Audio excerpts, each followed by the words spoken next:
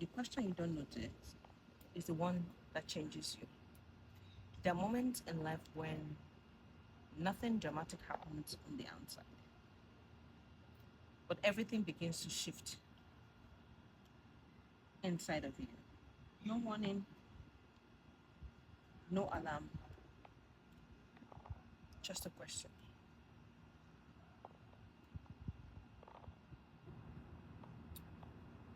A question that is not loud, that is not aggressive, question that is not even suspicious, just a very reasonable question. And this is exactly why it works. Because the mind does not resist what sounds intelligent. It only resists what obviously feels wrong. But the most dangerous question don't feel wrong. They feel worth considering. And once you start considering something you never questioned before, guess what happens? You no longer be, you no longer you're no longer standing where you were before. You're already moving. Not moving physically, but you are moving mentally. That moment, that silent moment, that invisible moment is often the beginning of every major collapse in clarity, confidence, relationship, identity, and even destiny. Because not all distractions arrive as force. Some distractions or distractions arrive as a question. Now, let's look at the Garden of Eden. It wasn't lost in a moment, it was redesigned in a conversation. And we are very aware of that. The conversation between Satan and Eve. Now, let's picture the beginning before confusion entered, before shame entered, before fear learned how to speak inside the human mind. Everything at that time was intact. There was no fragmentation of identity. There was no questioning of worth. And definitely no distance between truth and trust. And then something enters the space. It was not chaos, it was just a conversation. And within that conversation, a question appeared. Did God really say? Notice it doesn't sound like attack, right? It sounds like clarification. And that is the disguise. Because clarity is what it pretends to offer, while introducing uncertainty into what was once settled by God. Now, notice the structure. Not did God say, rather, did God really say? That word really is not an innocent word. It creates tension between memory and doubt, between truth and interpretation of that truth. And once interpretation enters a space that was previously governed by certainty, the foundation is no longer stable. Now, if you notice, nothing changed externally, but internally, something had shifted. Now, truth must defend itself. And once truth is forced to defend itself, guess what happened? It has already been weakened. And what can you do about it? Now, here is here's what most people miss. The question itself was not about the tree. It's about trust. Because the truth is, if you can make someone reconsider the voice they once trusted, you don't need to change their actions very much. What's the point? Because their action will automatically follow their confusion. It's as simple as that. Now, wise statements meet resistance. Questions bypass it. If someone should say to you right now, you are wrong, guess what your mind is going to do? Your mind would close immediately. But if someone says to you, what if you are wrong? Now, at this point, your mind will open a file. It will begin to review evidences to see if you are actually wrong. It begins to replay memories. It begins to search for contradictions. And without even realizing it, guess what is going to happen? You have actually entered a mental courtroom where your own certainty is now on trial. This is the hidden power of questions. They do not force conclusion. They simply initiate internal investigation. And investigation feels responsible. Investigation feels matured. It feels safe. But not all investigations are neutral. Some are designed to destabilize, not resolve. And the longer you sit inside a question that was not rooted in truth, the more your internal world begins to recognize itself around uncertainty. And this is how some people lose clarity without realizing they even made a decision to lose it. Now, what most of you don't understand is that we now live in a modern garden where the same pattern still operates. The same pattern that operated in the Garden of Eden still operates today. Of course, the setting has changed, but the structure hasn't changed at all.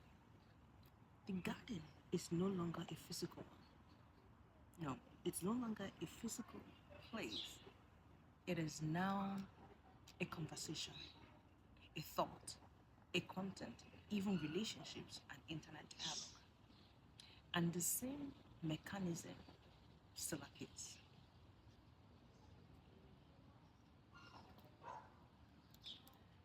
Now, let's look at where it appears today.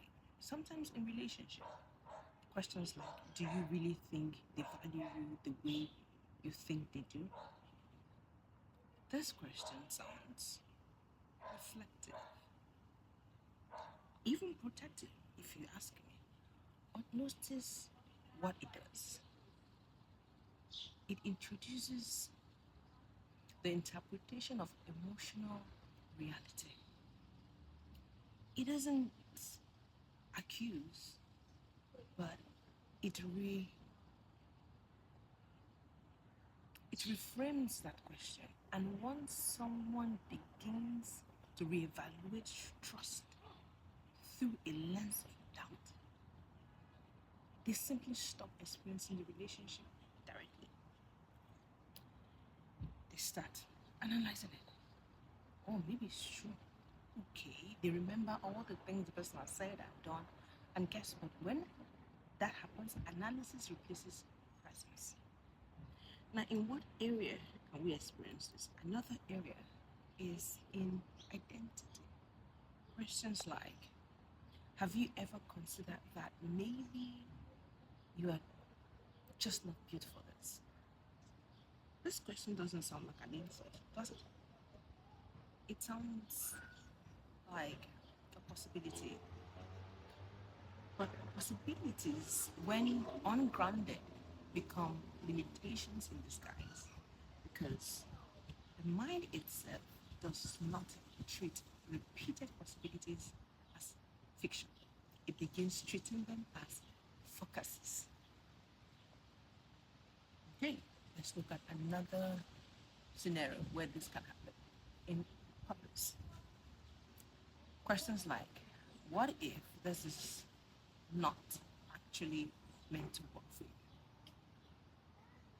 This is where momentum dies quietly. It doesn't die through failure or through reconsideration. You begin to reconsider, maybe it's actually not working for me. Guess what? When you fail, you can survive it, but it is harder to move through doubt that feels philosophical. And then let's look at the fourth scenario in faith and belief. Questions like, is it possible you will, you've just been conditioned to believe all of this? Now, this is where everything becomes fluid because now nothing is anchored. Everything is up for reinterpretation. And why growth sometimes requires questioning, not every question is rooted in growth. Some questions are rooted in dismantling what gives structure to the mind. Now, listen to me. Not every question deserves equal access to your thinking.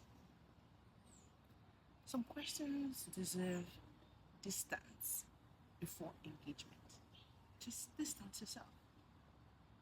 And this is where, or this is how, destruction often enters. In many ways, number one, it weakens the certainty before offering direction. It removes footing before reviewing terrain. And number two, it feels deeper, but produces less clarity. Death is not always truth. Sometimes it is confusion with a better language. And number three, it keeps you cycling the same emotional pressure point. Real insight expands, but distortion removes. Then number four, it isolates your thinking. It makes external clarity feel like interference. When in reality, isolation is often where distortion strengthens itself. Because unchallenged thoughts become environments, and environments shape your perception.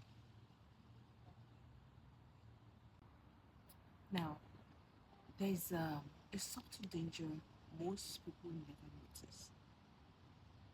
And what is that? Not every question is meant to be answered. No. Some questions are meant to be observed and released. Because the moment you engage deeply with the wrong question, guess what's going to happen? You begin to build mental architect around it. And soon you are no longer thinking freely.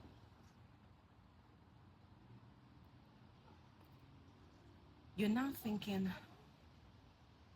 inside a framework. And this is why wisdom is not just intelligence. Wisdom is selective. You should be able to select the kind of questions you answer. Wisdom is actually the ability to say, this question is no longer leading me anywhere I want to go. And then what do? You step back without needing a resolution, without even needing a closure. You just step back without needing to win the internal argument going on within you. Because not every mental battle deserves participation. You mustn't participate. No, you mustn't. The goal here is not to stop thinking. I'm not saying you should stop thinking or stop answering questions. The goal here is to stop surrendering authority to every thought that arrives. And why do I say that? Instead of immediately answering every internal question, what should you do? I believe you should learn to filter it. You should be able to ask, does this question create clarity or confusion? Does this threaten alignment or does it fracture it? Does this expand vision or shrink certainty? And most importantly, you should be able to ask, is this question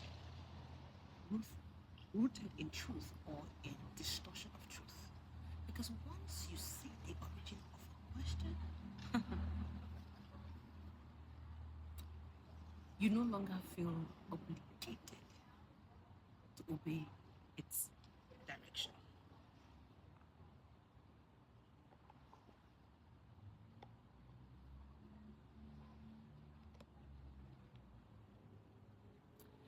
Now, let's look at the original story. It was never about a garden.